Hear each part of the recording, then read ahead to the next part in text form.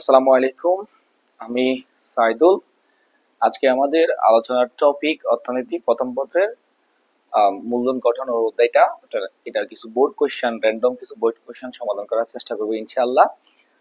এই ক্লাসটা মূলত সেকেন্ড ইয়ারে যারা আছো, যারা 26 সালে পরীক্ষা দিবা, তাদের জন্যই, বা ফার্স্ট ইয়ারে যারা আছে তারা হয়তো এতটুকু এখনো আসো নাই, সুতরাং তারা ক্লাসটা বাদ দিলেও হবে, তবে চাইলে ক্লাসটা বুঝতে পারো ফার্স্ট ইয়ারও।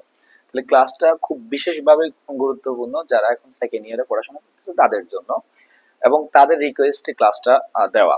তারা অনেকেই কয়েকটা কোশ্চেন আমাকে সরাসরি বলছে বা পাঠাইছে, তাদের কোশ্চেন গুলো আমি সমাধান দেওয়ার চেষ্টা করব, সেই সাথে আমি এই অধ্যায়টার আরেকটা বিপ দেওয়ার চেষ্টা করবো ইনশাল্লাহ। তাহলে সিলেট বোর্ড 2017 সালের একটা কোশ্চেন ছিল, আমি পুরো কোশ্চেন লিখি নাই, সময় নষ্ট হবে এই জন্য। তোমাদের কাছে কোশ্চেন আছে, আশা করি তোমরা দেখবা। 2015 সালের মূলধনের পরিমাণ ছিল, একজন ব্যক্তি মিস্টার করিম সাহেবের 2015 সালে মূলধনের পরিমাণ ছিল 1 লক্ষ টাকা। ওকে, তাহলে প্রতি বছর 10% হারে মূলধন পরিমাণ বৃদ্ধি পায়। প্রতি বছর 10% হারে মূলধনের পরিমাণ বৃদ্ধি পায়। এখন এখানে দুইটা কথা, এটা কোশ্চেন অনুসারে চক্রবৃদ্ধি, মূলধনের পরিমাণ চক্রবৃদ্ধি মানে সুদের পরিমাণ বা হচ্ছে মূলধন বৃদ্ধির পরিমাণ চক্রবৃদ্ধি দিয়েও করতে পারবা, আবার নর্মালিও করতে পারবা। নর্মালি করলে 17,000 টাকা আসবে, চক্রবৃদ্ধি করলে এটা 18,000 টাকা আসবে। আমি দুইভাবে করে দেওয়ার চেষ্টা করব। যেহেতু এখানে চক্রবৃদ্ধি এটা বলে নাই, বলছে প্রতি বছর 10% হারে মূলধন পরিমাণ বৃদ্ধি পায়, সুতরাং চক্রবৃদ্ধি দিয়ে না করাই ভালো। হুম, এটা ওভাবে বলে নাই। আর তারপর আমি দেখাবো। তাহলে বলছে মূলধনের ক্ষয়ক্ষতিজনিত ব্যয় হচ্ছে 3,000 টাকা করিম সাহেবের, হলে 2017 সালে 1 জানুয়ারিতে নিট মূলধনের বৃদ্ধির পরিমাণ দেখাইতে বলছি। তাহলে কোশ্চেন তোমাদের কাছে আছে, তারপর আমি দেখাচ্ছি। তাহলে এখানে ওর হচ্ছে যে কি 2015 সালের মূলধনের পরিমাণ পরিমাণ 1 লক্ষ টাকা। 2015 সালে মূলধনের পরিমাণ 1 লক্ষ টাকা। ওকে, আর মূলধন বৃদ্ধির হার মানে প্রতি বছর বছর 10% করে বৃদ্ধি পাচ্ছে, আর এটা হচ্ছে 10% করে বৃদ্ধি পাচ্ছে। হ্যাঁ, বা 0.1%। তো 1 লাখে 10% হচ্ছে অ্যাকচুয়ালি মূলধন বৃদ্ধি হবে, তাহলে 1 বছর পর 2015 সালে যদি তার টাকা 1 লাখ টাকা হয়, 2016 সালে সেটা 1,10,000 টাকা হয়ে যাবে। 10% করে বৃদ্ধি পাচ্ছে। 1 লাখের 10% হচ্ছে 10,000 টাকা। তোমরা এটা পার্সেন্ট বাইর করে দেখবা। 1 লাখের 10% হচ্ছে 10,000 টাকা।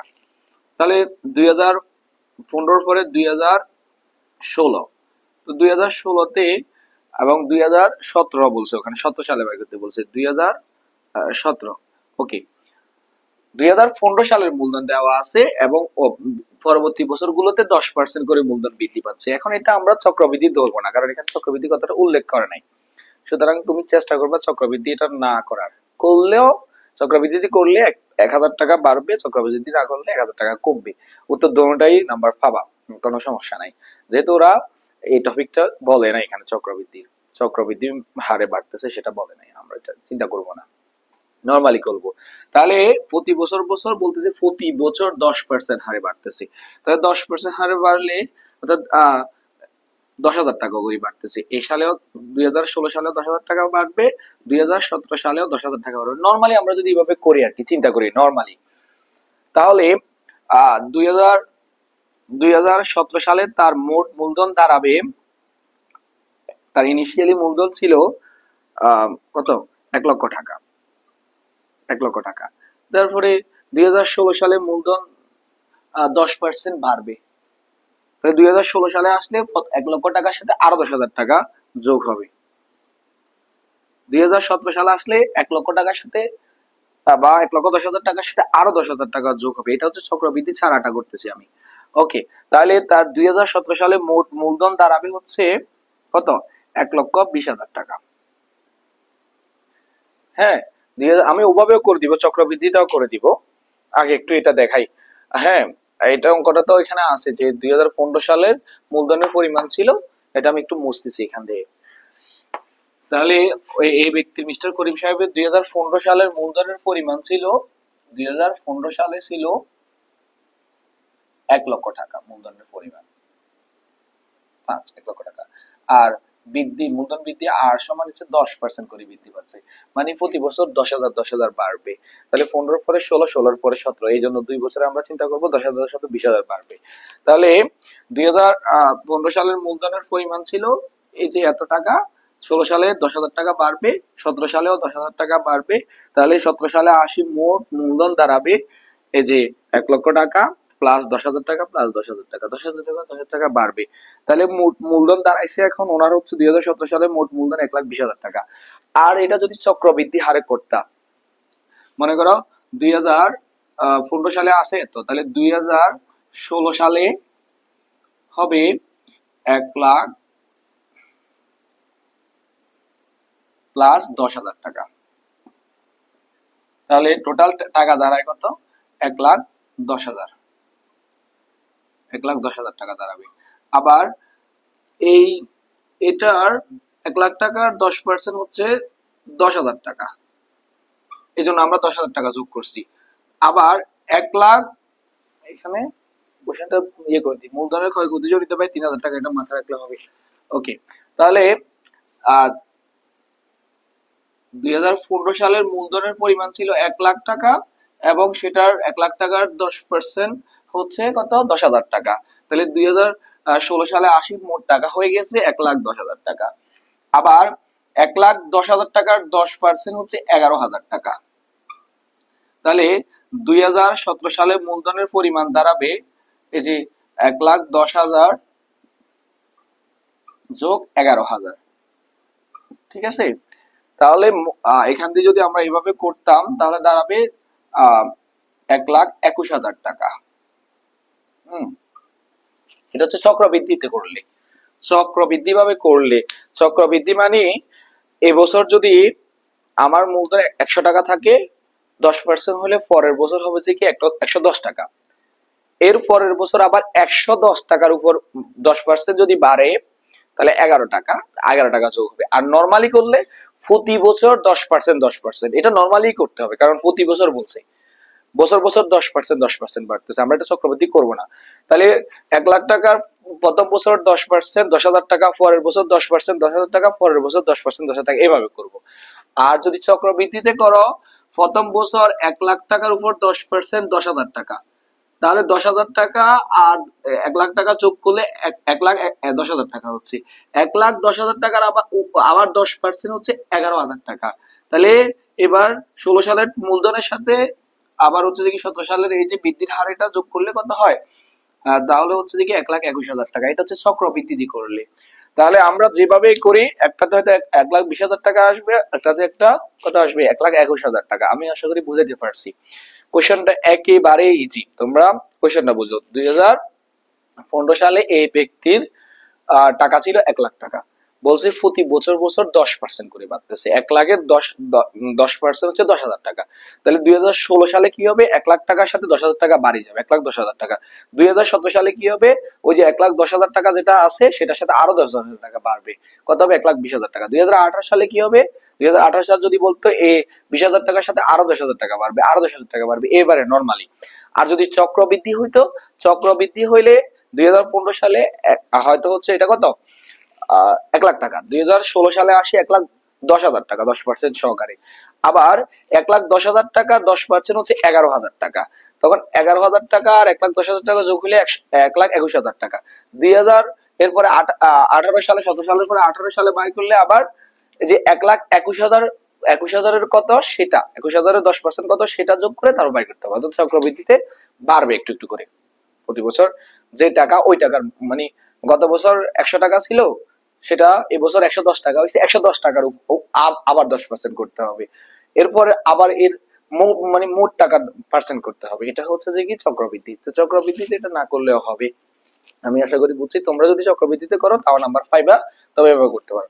চক্রবৃদ্ধিতে আবার বলতেছি 10,000 টাকা যোগ হইলে 1,11,000, 10,000 টাকা হয়। এই এবার 1,00,000 টাকার আমরা 10% করবো না, এবার 10% করবো হচ্ছে 1,10,000 টাকা 10% করবো। 1,10,000 টাকা 10% হচ্ছে 11,000 টাকা। তাহলে 1,10,000 টাকার সাথে 11,000 টাকা যোগ করলে 21,000 টাকা। তাহলে তুমি যেভাবেই করো এটা হয় 20,000 অথবা 21,000 আসবে। আচ্ছা আমরা নরমালি চিন্তা করতেছি, তাহলে নরমালি চিন্তা করলে এখন এটা দাঁড়ায়, নরমালি চিন্তা করতেছি ওনার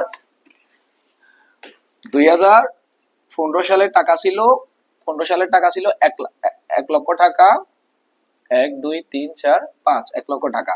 ওকে, তারপরে 2016 সালে সে 1 লক্ষ টাকার সাথে 10% যোগ হবে, 10% মূলধন বৃদ্ধি পাবে, তাহলে 10% হচ্ছে যে কি 10,000 টাকা। ওকে, তাহলে 1,10,000 টাকা টোটাল দাঁড়ায়। 2017 সালে আবার যে 1,10,000 টাকা, এটা হচ্ছে 16 সালের মূলধন, আবার 2 সালে আরো 10%, আরো 10% হচ্ছে যে আবার 10,000 টাকা, তাহলে তার মূলধন দাঁড়ায় 1,20,000 টাকা। এটা হচ্ছে তার মূলধন। মূলধন 2017 সালে 80, মোট মূলধন দাঁড়াবে এত টাকা। তাহলে আমরা জানি নিট মূলধন সমান, নিট মূলধন সমান মোট মূলধন থেকে ক্ষয়ক্ষতিজনিত ব্যয় বাদ দিতে হবে। মোট মূলধন বিয়োগ ক্ষয়ক্ষতিজনিত ব্যয়, ক্ষয়ক্ষতিজনিত ব্যয়। তাহলে মোট মূলধন পাইলাম 1,20,000 টাকা, আর ক্ষয়ক্ষতি ওখানে বলছে ক্ষয়ক্ষতিজনিত ব্যয় হচ্ছে তার 3,000 টাকা, ডিসি ক্ষয়ক্ষতিজনিত ব্যয়, এটা ডিসি বলে। হ্যাঁ, এটা হচ্ছে 3,000 টাকা। তাহলে এখানে দাঁড়ায় 1,17,000 টাকা। হ্যাঁ, নিট মূলধন। এখন নিট মূলধন বৃদ্ধির হার কত? নিট মূলধন কতটুকু বৃদ্ধি পাইছে? ও 2015 সালে টাকা ছিল কত টাকা? 1,00,000 টাকা, আর 2017 সালে আসি সে টাকা কত হয়েছে? 1,17,000 টাকা। তাহলে এখানে বাড়ছে কত? 17,000 টাকা। সুতরাং নিট মূলধন বৃদ্ধির হার 17,000 টাকা। সুতরাং নিট মূলধন বৃদ্ধির হার নিট মূলধন বৃদ্ধির হার হচ্ছে কিভাবে করবা, যে আগের যে বর্তমানে হচ্ছে যে কি এত টাকা 1,17,000 টাকা, আগের ছিল 1,00,000 টাকা, এটা থেকে এটা বিয়োগ দিলে 17,000 টাকা, তোমরা বিয়োগ দিয়ে ডিরেক্ট লিখে দিবা 17,000 টাকা। আর ও যদি ওভাবে চক্রবৃদ্ধিতে করতে তাহলে 18,000 টাকা হইতো। হ্যাঁ, নিট মূলধন কতটুকু বৃদ্ধি পাইছে দেখো, আগে 2015 সালে ওর টাকা ছিল কত? 1,00,000 টাকা। 2 বছর পরে তার ক্ষয়ক্ষতিজনিত ব্যয়টা বাদ দেওয়ার পরে মূলধন দাঁড়াইছে কত? 1,17,000 টাকা। নিট মূলধনের পরিমাণ 1,17,000 দাঁড়াইছে। এখন মূলধন কতটুকু বৃদ্ধি পাইছে? নিট মূলধন কতটুকু বৃদ্ধি পাইছে? 17,000 টাকা বৃদ্ধি পাইছে। মানে মূলধনটা 1,00,000 টাকা থেকে 17,000 টাকা বাড়িয়েছে 2 বছর পরে। তাহলে বাড়ছে নিট মূলধনের বৃদ্ধির হার 17,000 টাকা এখানে। সেটা আবার কিভাবে করবো, আমি এটা কোশ্চেনটা পড়তে আমার দরকার, ওই জন্য কাটতেছি না। তাহলে এটা তো পাইলাম, আমি এটা মুছে দিচ্ছি। নেট মূলধন বৃদ্ধির হার কতটুকু বৃদ্ধি পাচ্ছে? নেট মূলধন বৃদ্ধির হার মানে বৃদ্ধি পেল, বৃদ্ধি সমান বর্তমানে 2017 সালের মূলধন বিয়োগ 2015 সালের মূলধন। 2017 সালের মূলধন পাইলাম 1,17,000 টাকা। 2015 সালে ও একদম ইনিশিয়ালি তার কাছে মূলধন ছিল, ইনিশিয়াল মূলধন ছিল তার কাছে কত? 1,00,000 টাকা। তাহলে 17,000 টাকা তার বাড়ছে, 17,000 টাকা মূলধন বাড়ছে। নিট মূলধন বৃদ্ধির হার 17,000 টাকা। নিট মূলধন বৃদ্ধির হার 17,000 টাকা। এটা ম্যাথ করা ছাড়াও এমনি বলে দিতে পারবা, কারণ ওর ইনিশিয়াল টাকা ছিল, মনে করো যে তোমার ইনিশিয়াল তোমার কাছে 100 টাকা ছিল, 2 বছর পরে সেটা 120 টাকা হয়েছে। এখন এখানে বললো যে তোমার হচ্ছে যে কি 3 টাকা হচ্ছে যে কি ক্ষয়ক্ষতিজনিত ব্যয় বাদ গেছে। তাহলে নিট মূলধনের পরিমাণ 117 টাকা। এখন মূলধন বৃদ্ধি পাইছে কত? নিট মূলধন বৃদ্ধি পাইছে 17 টাকা। 100 টাকা ছিল, 100 টাকা থেকে 120 টাকা, 3 টাকা বাদ দিলে 117 টাকা। এবং এখান থেকে বাড়ছে কত? টোটাল বাড়ছে হচ্ছে 17 টাকা। ঠিক বিষয়টা ওইরকম যে ওই এই লোকের প্রাথমিক মূলধন ছিল 1,00,000 টাকা, 2 বছর পরে বাড়ি ক্ষয়ক্ষতিজনিত ব্যয়টা বাদ দেওয়ার পরে 1,17,000 টাকা। তাহলে নিট মূলধন বৃদ্ধি পাইছে মূলত 17,000 টাকা। আর চক্রবৃদ্ধিটা দিয়ে করলে দেখবা যে 18,000 টাকা বৃদ্ধি পাইছে। সেটা এভাবে ম্যাথ একটা করে বলে দিতে পারো যে 17,000 টাকা বৃদ্ধি পাইছে, নিট মূলধন বৃদ্ধি কতটুকু পাইছে সেটা এভাবে। আর নরমালিও বলে দিতে পারবা নিট মূলধন, সুতরাং নিট মূলধন বৃদ্ধি হলো 17,000 টাকা। শেষ। এরপরে পরের কোশ্চেনটা যদি আমি বলি, বলছে সরকার কর্তৃক গৃহীত পদক্ষেপ মূলধন বৃদ্ধিতে কিরূপ ভূমিকা পালন করে। এখানে কোশ্চেনে বলছে সরকার কিছু পদক্ষেপ নিছে, পদক্ষেপ গুলো কি কি? সরকার এই মূলধন বৃদ্ধির জন্য বলতেছে শিক্ষার হার বাড়াইছে। শিক্ষার হার বাড়াইলে মূলধন বৃদ্ধিতে কিভাবে সাহায্য করবে? শিক্ষার হার বাড়াইলে সবাই যদি শিক্ষিত হয়ে যায়, সবাই প্রোডাক্টিভ হবে, সবাই ভালো তাদের কাজের প্রতি ইফেক্ট দিতে পারবে, ভালো কাজ করতে পারবে, তাহলে হচ্ছে যে উৎপাদন ক্ষমতা বাড়বে, উৎপাদন ক্ষমতা বাড়লে মানুষের আয় বাড়বে, মানুষের সেভিং বাড়বে, মানুষের আয় বাড়লে সেভিং বাড়লে তাহলে কি হবে? তার হচ্ছে মূলধনের পরিমাণ বেড়ে যাবে, তো মানুষের কাছে টাকা আসবে, সেভিং করবে, মূলধনের পরিমাণ বেড়ে যাবে। তারপরে বলতেছে সরকার আরো পদক্ষেপ নিছে কি? সঞ্চয়ের উপর কর হ্রাস করা। সঞ্চয় করলে হচ্ছে যে কি কর যেটা আছে সেটা একটু কমাই দিছে ধরো সরকার, বা আগে হয়তো হচ্ছে যে কি প্রতি 100 টাকার জন্য সরকার 10 টাকা নিয়ে নিত, তুমি সঞ্চয় করতে চাইবা না। এখন হচ্ছে যে কি 100 টাকার উপর বলছে না আমি কর কমাই দিলাম, 10 টাকা কর না, আমি 2 টাকা করি, 1 টাকা কর নিব, তাহলে তুমি বেশি বেশি সঞ্চয় করবা। তো সঞ্চয়ের উপর যদি কর কমাই দিয়ে মানুষ বেশি সঞ্চয় করতে আগ্রহী হবে, বেশি সঞ্চয় করতে আগ্রহী হলে তাহলে হচ্ছে সঞ্চয়ের পরিমাণ যত বাড়বে মূলধন তত বাড়বে। আমরা কনজিউম করলে এটা শেষ হয়ে যাবে, আমরা খাই ফেললে এটা শেষ হয়ে যাবে, কিন্তু সঞ্চয় করলে এটা বাড়বে, মূলধনের পরিমাণ বাড়বে, কারণ ইনভেস্ট করা যাবে, সঞ্চয় থেকে তো ইনভেস্ট করা হয়। তাহলে কর কর কমাই দিলে, সঞ্চয়ের উপর কর কমাই দিলে মানুষ বেশি সঞ্চয় করবে, বেশি সঞ্চয় করলে মূলধনের পরিমাণ বাড়বে, এটা থেকে ইনভেস্ট করা যাবে। ওকে, এরপরে কোশ্চেন করছে কম সুদে দীর্ঘমেয়াদী ঋণ। ওকে, তাহলে কম সুদে দীর্ঘমেয়াদী ঋণ।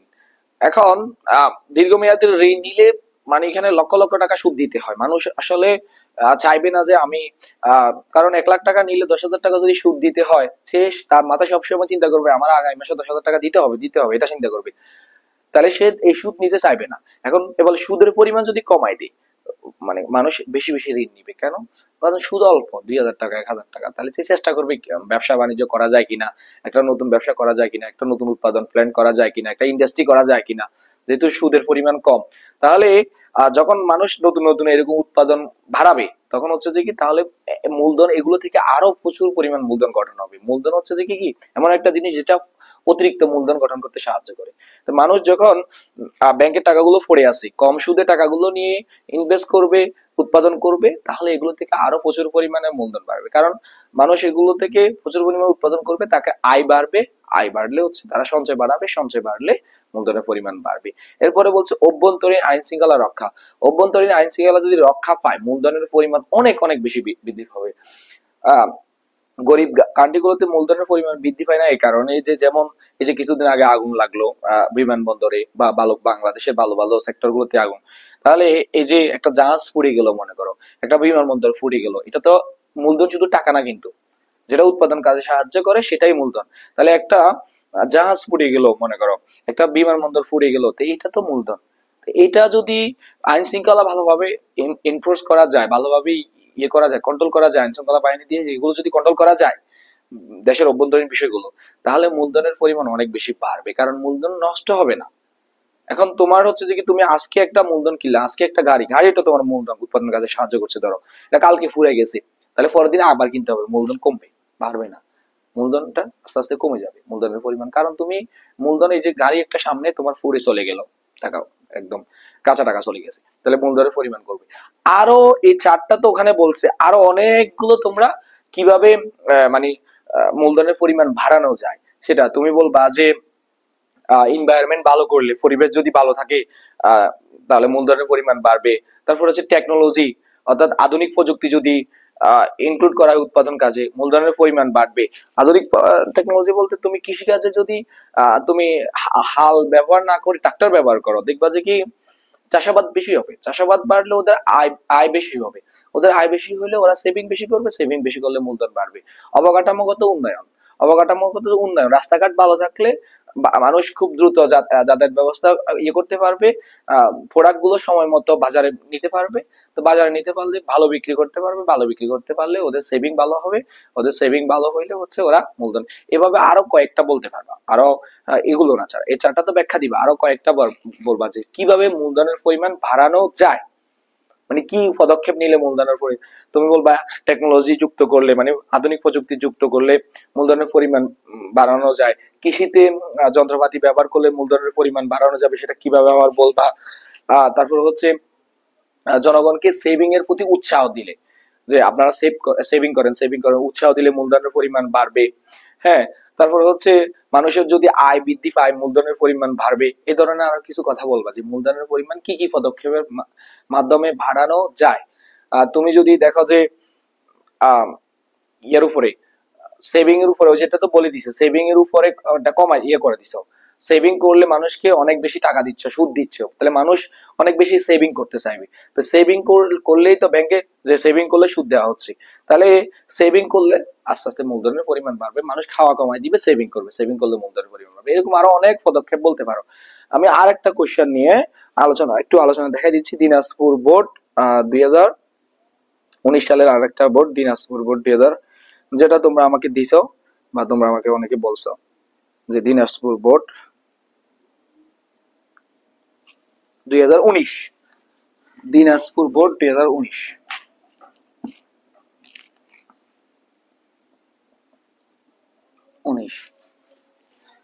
এখন একজন লোকের ইনিশিয়াল ওর সম্পদ ছিল, টাকা ছিল, মূলধন ছিল তার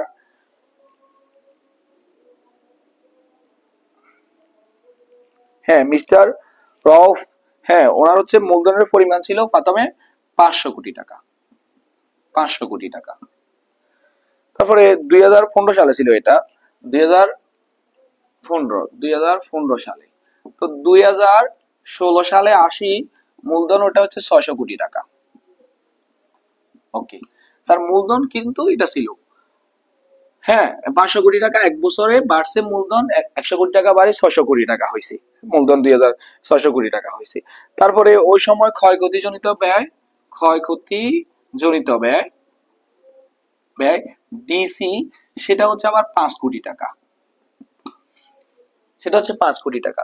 তাহলে এখন বলতেছে যে নিট মূলধনের পরিমাণ বৃদ্ধির পরিমাণ দেখাও, নিট মূলধন বৃদ্ধির পরিমাণ। আমি একটু দেখাচ্ছি নিট মূলধন বৃদ্ধির পরিমাণ, বা নিট মূলধন পরিমাণ বলছে, তোমরা বৃদ্ধির পরিমাণটা দেখাবে। তাহলে নিট মূলধন সমান মোট মূলধন বিয়োগ ডিসি, ক্ষয়ক্ষতি জনিত ব্যয়। দেখো মোট মূলধন কিন্তু 500 কোটি টাকা না, মোট মূলধন হচ্ছে 500 কোটি টাকা ছিল, 2016 সালে আসি 100 কোটি টাকা বাড়ে 600 কোটি টাকা আসছে। তাহলে মোট মূলধন এখন দাঁড়াইছে তার 600 কোটি টাকা, আর ক্ষয়ক্ষতি জনিত ব্যয় 5 কোটি টাকা। তাহলে তার হচ্ছে যে কি নিট মূলধনের পরিমাণ হচ্ছে 595 কোটি টাকা। এটা হচ্ছে তার নিট মূলধনের পরিমাণ। এখন নিট মূলধন বৃদ্ধি কতটুকু পাইছে, তার প্রাথমিক মূলধন ছিল 500 কোটি টাকা, আর এখন নিট মূলধন 2016 সালে আসি নিট মূলধন হয়েছে ক্ষয়ক্ষতিজনিত বাদ দেওয়ার পরে 595। তার মানে মূলধন বৃদ্ধি পাইছে কতটুকু, নিট মূলধন বৃদ্ধি পাইছে 95 কোটি টাকা। এটা আবার তোমরা অঙ্ক করে দেখাইতে পারো যে নিট মূলধন বৃদ্ধি পেল,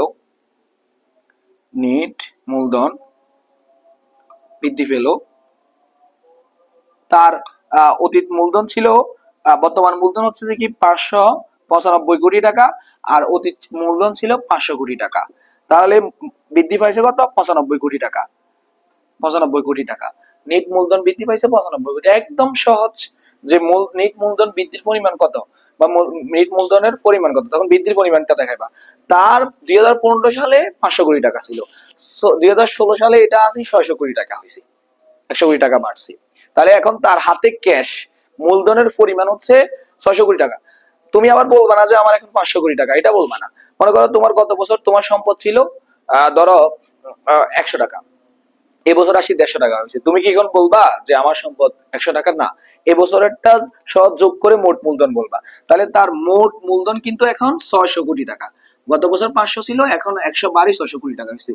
আর ওই 2016 সালে ওখানে ক্ষয়ক্ষতিজনিত ব্যয় ডিসি হচ্ছে যে কি কত, 5 কোটি টাকা। তাহলে এখানে বিয়োগ করলে কত হয়, এখানে বিয়োগ করলে 595 কোটি টাকা, বিয়োগ করলে 595 কোটি টাকা। এটা হচ্ছে কি নিট মূলধনের পরিমাণ। ওকে, এখন নিট মূলধন কতটুকু বৃদ্ধি পাইছে, ওই এই ব্যক্তির মূলধন ছিল, প্রাথমিক মূলধন ছিল 500 কোটি টাকা, আর 2016 সালে নিট মূলধনের পরিমাণ, এখন দেখো নিট মূলধনের পরিমাণ বাড়ছে হচ্ছে যে কি এখানে কত হয়েছে 595। তাহলে নিট মূলধন বৃদ্ধির হার কতটুকু বৃদ্ধি পাইলো, নিট মূলধন বৃদ্ধি পাইছে মূলত 95 কোটি টাকা, 95 কোটি টাকা। ঠিক আছে, 95 কোটি টাকা। অর্থাৎ আগের যেটা আছে আর বর্তমান যেটা তোমরা পার্থক্যটা হচ্ছে যে কি নিট মূলধন বৃদ্ধির পরিমাণ আদান দিচ্ছে। আমি হয়তো আর বলতে পারতেছি না। আশা করি এই দুইটা থেকে তোমরা ভালো করে দেখলে বাকি অঙ্কগুলো করতে পারবা। ধন্যবাদ সবাইকে।